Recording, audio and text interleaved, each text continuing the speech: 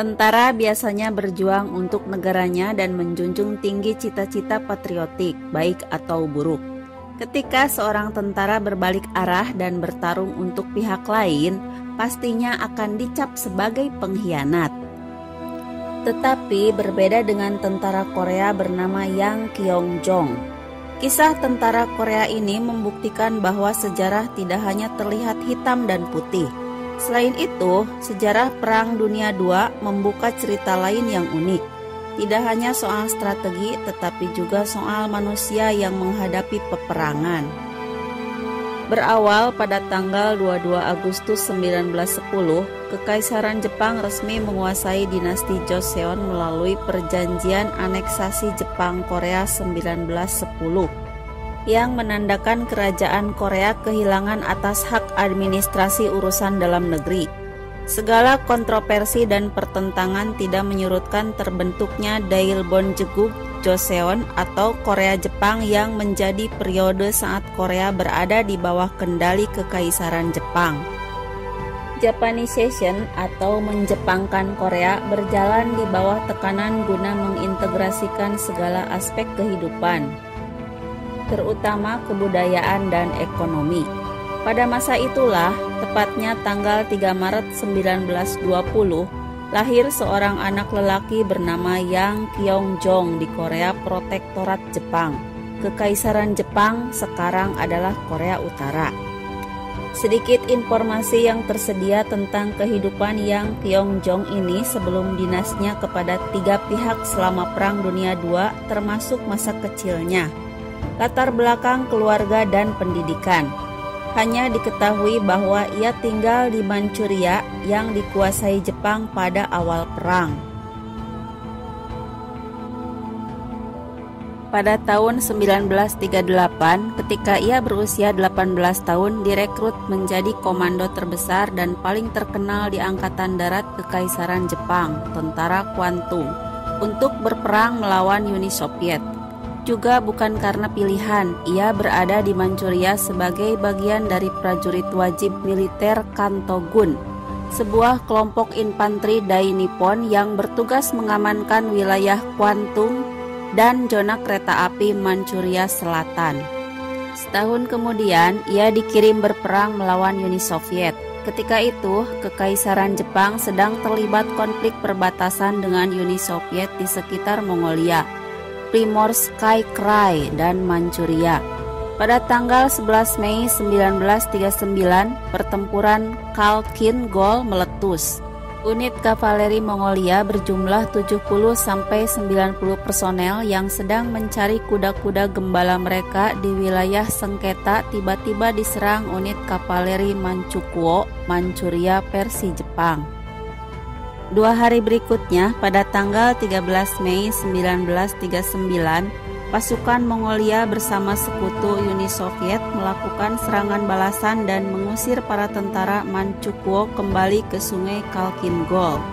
Masing-masing kubu meningkatkan kekuatan yang menyebabkan perang selama 4 bulan. Perang berakhir dengan kekalahan Kekaisaran Jepang. Kedua belah pihak melakukan gencatan senjata pada tanggal 15 September 1939. Selama perang berlangsung, beberapa prajurit Dai Nippon ditangkap oleh Tentara Merah Soviet, termasuk Yang Kyong-jong. Ia dikirim ke kamp kerja paksa Gulag Siberia. Dia ditahan selama 3 tahun. Karena Soviet kekurangan pasukan untuk melawan Nazi Jerman yang melakukan ofensif di front timur pada tahun 1942, Yang Kyong-jong beserta ribuan tahanan lainnya dijadikan bagian dari Tentara Merah dan dipaksa terjun ke front timur Perang Dunia II. Yang Kyong-jong untuk kedua kalinya direkrut ke dalam pertarungan yang tidak pernah menjadi miliknya. Ia dikirim ke barat lebih dari 7.000 km jauhnya dari rumahnya untuk berperang demi Uni Soviet melawan Nazi Jerman. Berperang atas nama Uni Soviet, Yang Kyong-jong bertempur di sekitar Kharkiv, Ukraina Timur dalam pertempuran Kharkov III melawan Nazi Jerman yang menjadi kemenangan besar terakhir Hitler di front Eropa Timur. Tercatat 86.469 prajurit Uni Soviet tewas dan luka-luka. Yang Kyongjong menjadi salah satu yang selamat. Yang Kyongjong melayani Soviet selama sekitar 1 tahun. Sebelum akhirnya tertangkap oleh pasukan Wehrmacht pada tahun 1943. Yang Kyongjong kembali dipaksa jadi tentara Jerman. Tak ada pilihan daripada ditembak mati atau dipenjara. Kyongjong menerima, lalu dia dimasukkan dalam Ostbataillon, sebuah unit pasukan Nazi Jerman yang beranggotakan tahanan perang dari wilayah Uni Soviet. Dikirim lebih jauh ke barat ke Prancis. Di sana ia bergabung dengan divisi infanteri 709. Ia ditempatkan di Normandia dekat pantai Utah, Prancis Utara sebagai prajurit garis depan untuk menghalau sekutu masuk ke Eropa Barat dan mempertahankan pelabuhan Cherbourg di Normandia. Juni 1944, tentara sekutu melancarkan serangan dahsyat ke sana. Inilah serangan yang terkenal sebagai Pertempuran Normandia, serangan yang mengubah arah Perang Dunia Kedua. Di bawah komando Divisi Infanteri Statis ke-243 dan ke-709 Nazi Jerman, Yang Kyongjong menjaga sepanjang garis pantai Semenanjung Cotentin. Namun, setelah pendaratan Normandia disebut juga sebagai pendaratan D-Day terjadi pada 6 Juni 1944. Ketika sekutu berhasil mengambil alih pantai dalam Operation Overlord, Yang Kyongjong ditangkap sekali lagi. Ia ditangkap oleh Resimen Infanteri Parasut ke-506 Angkatan Darat Amerika Serikat di dekat pantai Utah. Tentu bukan hal baik bagi Yang Kyongjong sebab pasukan Amerika Serikat menyangka telah menangkap prajurit Jepang berseragam Nazi Jerman. Perwira Angkatan Darat Amerika Serikat, Letnan Robert Brewer dari Kompi E Batalion Kedua Resimen Infanteri Parasut ke-506 Divisi Lintas Udara ke-101 memang melaporkan telah menangkap 4 orang Asia berseragam Jerman ditangkap oleh resimennya. Usai mendarat di pantai Utah, Normandia, dia disangka orang Jepang yang membela Jerman. Maklum, Jerman dan Jepang memang sama-sama memerangi sekutu.